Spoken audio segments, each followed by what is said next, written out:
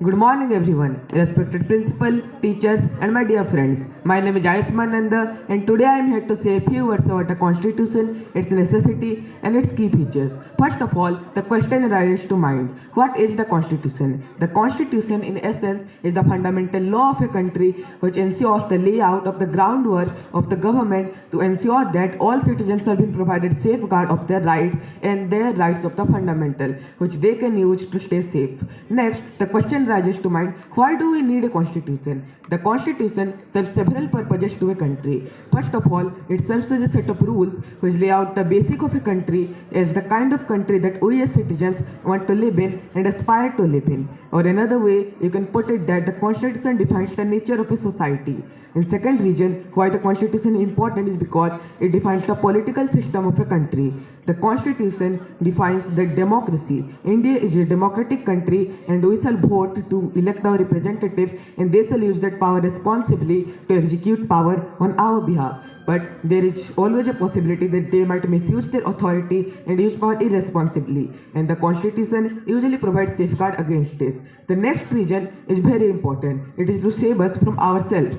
This is what it means. At times, we might feel strongly about an issue that we want to do, but it might go against the larger interest of the country and the larger interest what we believe in. And the Constitution has to safeguard against this and prevent that. Another reason why the Constitution is necessary is to prevent the discrimination of minority from the tyranny of majority. In the modern world, when the minority is getting more and more marginalized and the majority is dominating, the Constitution is upholding the minority and trying to promote equality. Now, let us take a look at the key features of the Indian Constitution. Starting with federalism, which suggests that there will be different tiers of government in the nation. In India, we have three tiers of government: the central government, state government, and the Panchayati Raj, which is the third tier of government. It is important to have all these tiers of government so that decisions can be made for a particular area easily and the administration becomes easier.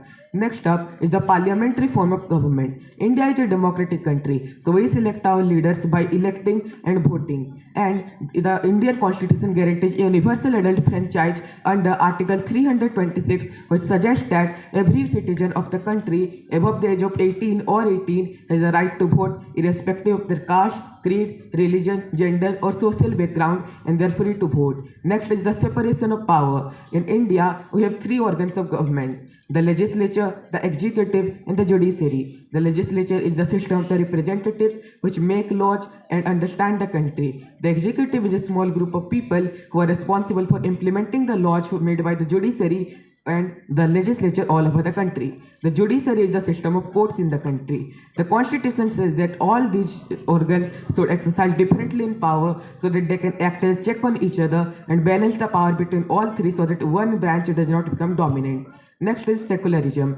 Secularism promotes that the state be different from religion, which means it will be separated from religion, and a secular state is one which is separate from religion and does not promote any one religion as the official state religion. Now, let us take a dive into the pillar of the government and the constitution, the fundamental rights, the most important part of constitution, starting with the right to equality, which promotes that every person is equal before the law and all of them shall be protected equally by the laws of the constitution, which suggests that every minority or religious group is able to use every public facility and routinely available items that are available to the majority, and no one can be discriminated on the basis of their social background and gender. Next is the right to freedom, which includes the right to freedom of speech and expression, the right to freedom to move freely and reside in any part of the country, the right to freedom to profess and propagate any religion, any constitution, and any rules and any job they want.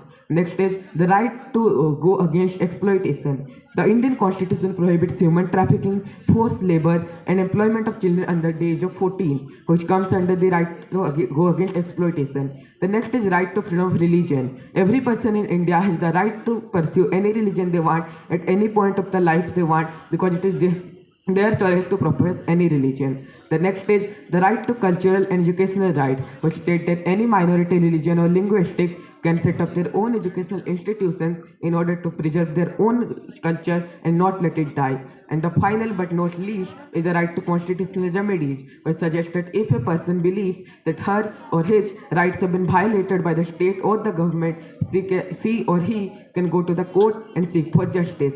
which, according to Dr. B.R. Ambedkar, is the heart and soul of the Indian Constitution. In conclusion, the Constitution embodies all our inspirations into one collective movement and leads us to a cooperative harmony. So, as responsible citizens of the country, we shall uphold and cherish the laws of the Constitution so as to make the brighter future for our upcoming generations. Thank you. Class 8.